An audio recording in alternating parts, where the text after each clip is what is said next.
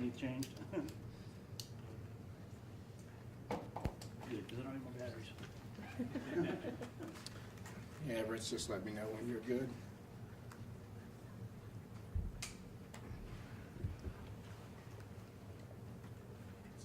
Yeah. Good? Yep. All right. Thank you, everybody, for coming. Obviously, we're here to discuss an unfortunate violent weekend we had here in the city of Columbus.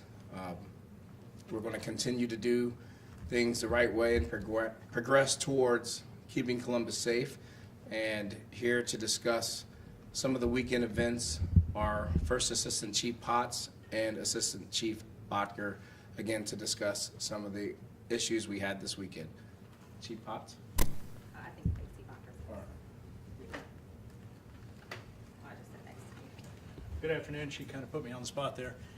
Thank you all for coming on such short notice. We did want to make ourselves available to talk about some of the violent crime that occurred over the weekend. I will stress, if anyone has a tip about any of the shootings that occurred over the weekend, you can call Crime Stoppers 614-645-4749. They also have a Facebook presence that you can go on and submit a tip anonymously. We had a number of shootings over the weekend. Of note, on Saturday at two city parks. The first city park off of No Bixby Road occurred. A male was shot and was ultimately expired. Later in the day, we had a shooting off of Atchison at another city park. A young lady was shot and also expired. There were other victims in the second shooting that are witnesses. The thing that is really important to remember as we stand here right now is some of these shootings happened 24 hours ago. And so as we speak, there are teams of detectives that are working these cases. We need to be extremely cautious about what we put out for prosecutorial integrity. You may have some specific questions about that, but I was just speaking with the detectives to see what specifically they would like for me to get out. They have received information from the public, which is fantastic, and we appreciate that help. I did want to briefly cover, to give you a perspective and context, where we are as far as crime statistics for the year, understanding that a lot of the year is left, and this was our first really warm weekend that occurred. Year to date, we are at 36 homicides. About 91% of those in 2022 are by firearm. In 2021, we were at 64 homicides. In 2020, we were at 35 homicides, and in 2019, we were at 36 homicides. Felonious assaults, which are stabbings, beatings, shootings, we track those as well.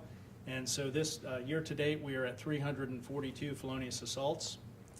Last year at this time, we were at 468 felonious assaults. One thing that we've seen a slight uptick in is firearms seized or recovered, 917 of those this year. A number of those, we're seeing firearms stolen from vehicles, and so that's something that we'd like to get out. Either secure your firearm not inside a vehicle, and all of you have been covering the number of auto thefts that we've had. If your firearm is inside, when we recover the vehicle, oftentimes the firearm is not in the car. I should go back. Our homicide solve rate year to date is 63%, and felonious assault solve rate, which is a really key figure, is 28.9%. Both of those are higher than this time last year. I think that's all I will cover right now as far as crime statistics. I'm not going anywhere, and Chief Potts can talk briefly about additional topics, and I'll stay around for any questions. Thank you. I don't know if anyone had any questions. When it came to the park shootings, do you guys happen to know if there is any surveillance video or any cameras in the areas of where this happened? I know there was a school at the one park.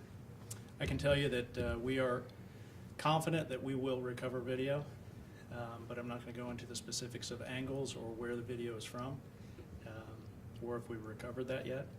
I can tell you that detectives are still canvassing the areas to recover those. I would urge, if you were involved in this shooting at either park, to turn yourself in and to come down and talk to Detective Niederkorb in our homicide unit. Are you confirming that victims of either of these park shootings, the mother of Mason Saunders says it was her daughter. She just got off the phone with the coroner's office today. If you can confirm that. I'm not confirming any names on homicides. Thank you for the question. AC Potts, if I can ask, shortly after you started, we had 2 high-profile homicides in parks, Bicentennial Park and the Far East Rec Center.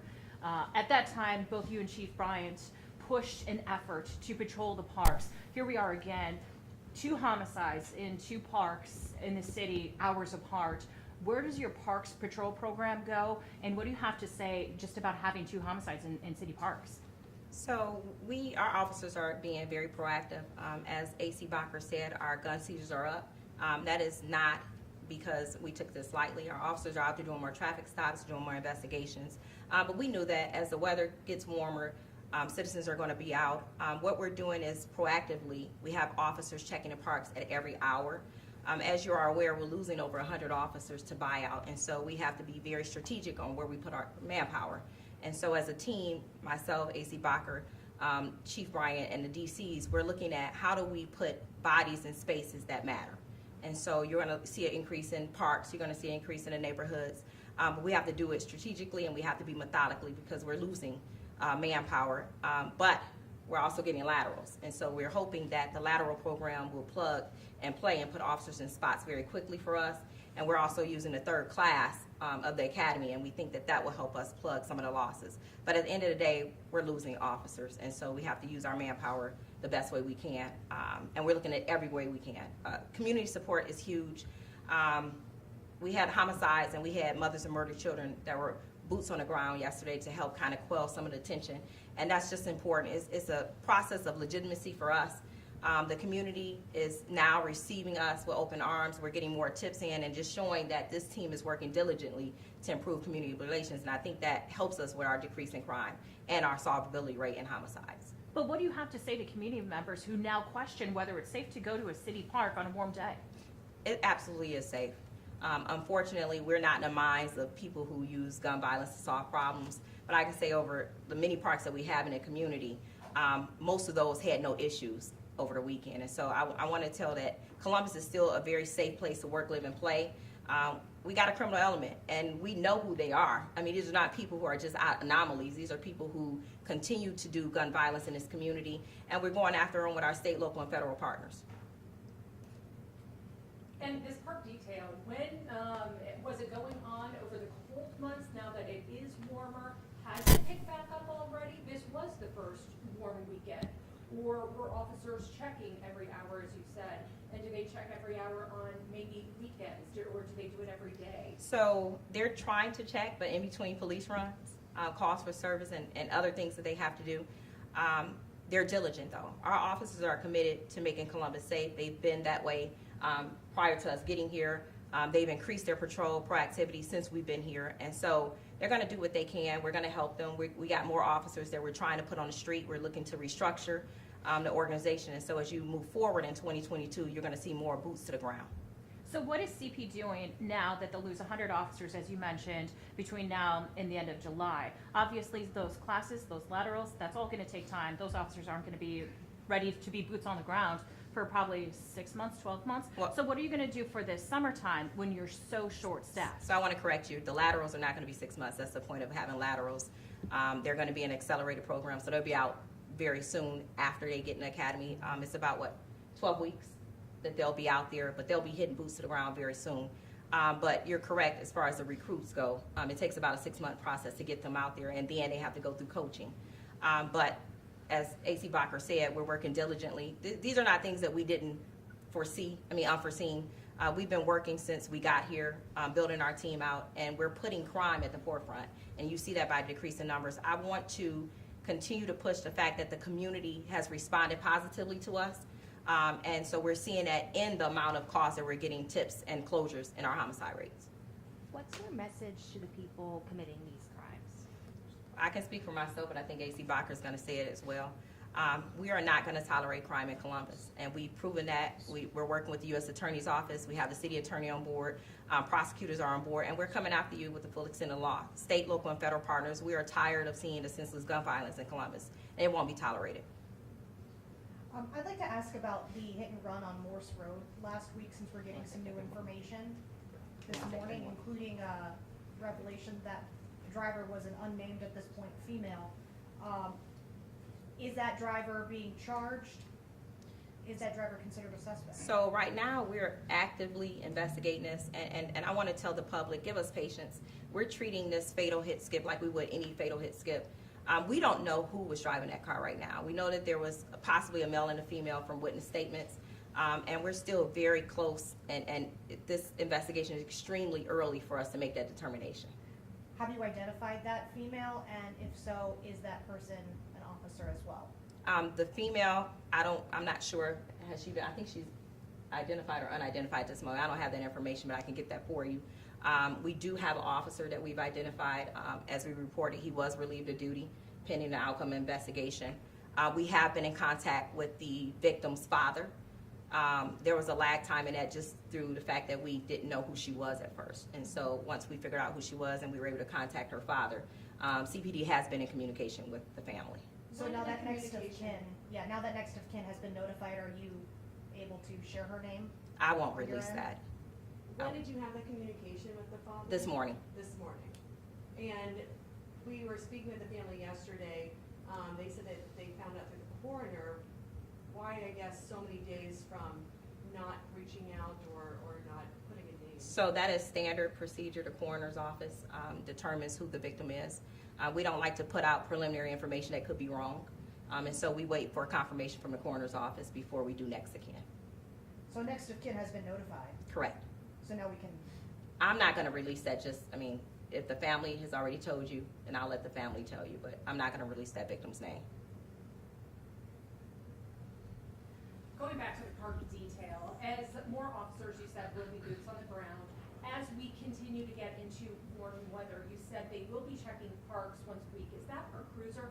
What is the strategy with this park detail? Will they be getting out the cruiser, patrol, boots on the ground in the park? If I'm a park grower, what can I expect to see from Columbus Police? I'll let AC Bacher, because he's ahead of that, but it's not once a week, it's daily. So I do want to make that correction. They'll be Once checking the an parks hour. daily. Yeah, once an hour. I apologize if I misspoke. Yeah, I'm happy to talk about that. I think parks detail is more formal than it is. And so I think it's important to realize that we're utilizing on-duty personnel. And so if you've been monitoring radios, you hear officers marking on 558s. That's a park walk and talk, which is going into a park, getting out of your cruiser, walking around.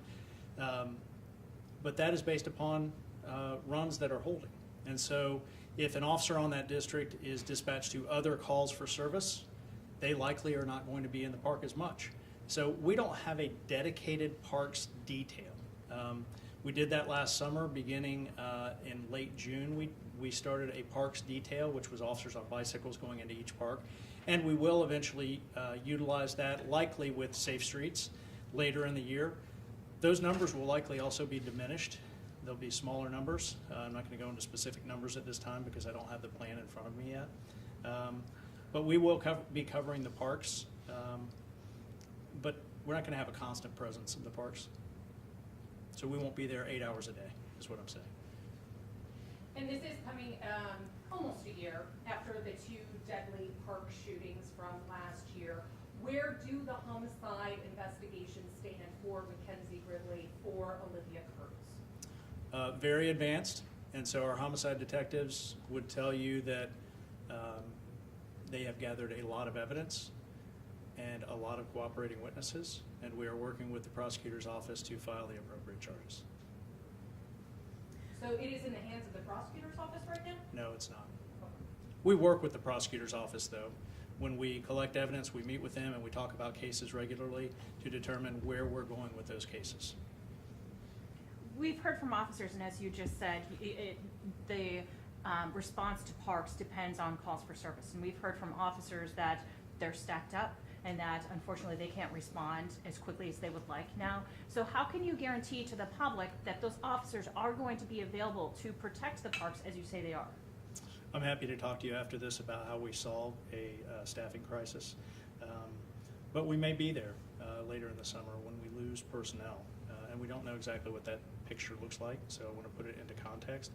I can tell you that officers are going into parks. all weekend. They were going into parks and getting out, talking with people. If you're asking for a guarantee that an officer is in there all day long, I can't provide that. But I can tell you that officers have been directed, when they're available, to conduct 5.5As, parks, walks, and talks in their city parks on their districts.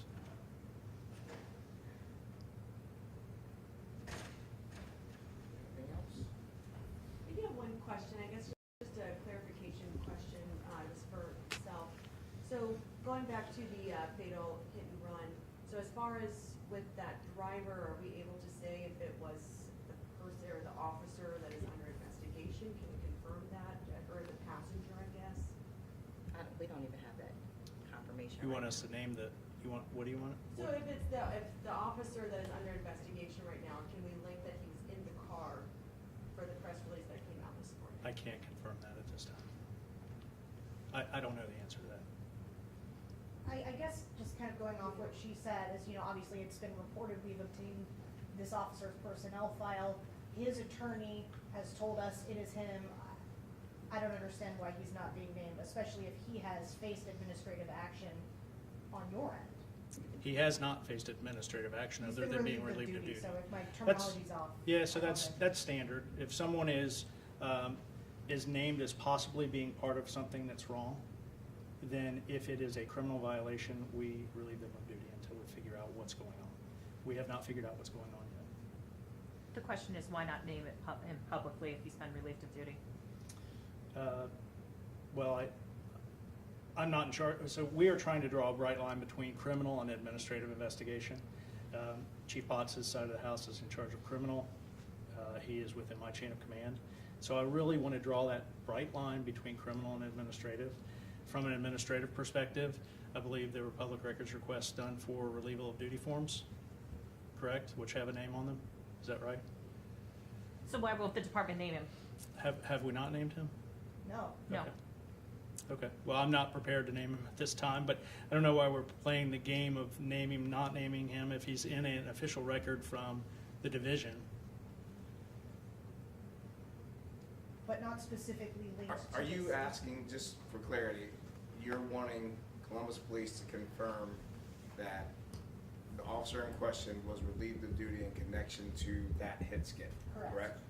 And by naming him, which we have said that he has been relieved of duty in connection to the hit skip investigation, that does not automatically mean that he was involved in the car, inside or out or around it. Is that, I think that's where the semantics, where people were confused. It's strictly, the officer was relieved of duty administratively in connection to a hit skip investigation. Because there's potential criminal charges that are facing whomever was driving that car, he has now been relieved of that, of his assignment and his duties until further investigation. We have not named any suspects, and no one has been formally charged in connection to the hit skip accident. So if I'm understanding correctly, just to be on the same page here, he's named kind of on the administrative side of things for which we have request documents, but he is not being named on any sort of criminal reports at this time. Correct. But we can connect the dots here at this point. Well, I think I can share that he's, from an administrative aspect, he's been relieved of duty because there may be some information that he is, his vehicle was connected to that accident. Whether or not he was present or he was involved in the accident, I don't know that. So it was Does his that make vehicle? sense? What, the vehicle that was involved in the accident belonged to him. And how did you figure that out? Was it a license plate registration? I believe it was actually a caller. And I apologize, I'm not as familiar with the criminal side of the case as I am with the admin side of the case. Any other questions? Just kind of a reaction, one last thing on the whole parks thing. After the homicide, my colleague tells me, who went to NASCAR Park homicide, there were still kids playing soccer as a crime scene was being investigated and going on. Just knowing that little kids are witnessing this, absorbing it, what's your reaction to that? It's devastating for any adult, child, but for a child to not be able to safely play in a park and see a body or crime scene tape, is tragic. And it leaves unfortunately, a scar that we don't want that to happen to children, let alone adults either. And so this is why we're working so diligently to combat gun violence in the community. We understand that the vast majority of the citizens in here, they go to work, they live their lives, they don't commit violent crime. We have a small segment of society in Columbus that feels that they can do whatever it is that they want to do with guns. And so we're doing things on our end to combat that. As I said, we've been working diligently with our state, local, and federal partners, and we're committed to decreasing this gun violence. I think we have to give the community credit, but we also have to give our men and women credit. They have been out here proactively. The last 2 years were an anomaly. We had civil unrest, we had the pandemic, and so officers are now feeling that they can go out and proactively be police officers, and we're encouraging that as a leadership team. And so that tells you why you had over 900 guns confiscated. It tells you why our homicide closure rate is where it was this year versus last year. And it tells you that our officers are committed to doing things that we're tasking them to do under immense scrutiny. And so I think we have to leave this press conference with the understanding that community is committed. We've committed to them, and we're working together to combat this violence. And so we see that in a reduction of numbers that we've had, a substantial reduction in numbers, which is important for us to keep that at the forefront. And just to clarify, the solve rate, it's being calculated differently, so That's it may skew up or look like it's That's right. a bigger percentage than what actually may look like this year, if you can So explain that. it actually is the national standard. When we got to Columbus, the way that homicides were classified was not the national standard way of doing it. And so we've worked under AC Bacher's leadership to make sure that we're giving ourselves credit for closures. We were not giving ourselves credit for closure rates regardless of what year that they happened. And that was something that we were not used to doing. In the city of Detroit, you count all your closures. And so it's not skewed, it's the facts. We're just giving ourselves credit for the work that's being done by the men and women. It's just different than last year. It's the right, correct way this year. Thanks, everyone. Thank you Thank very you. much.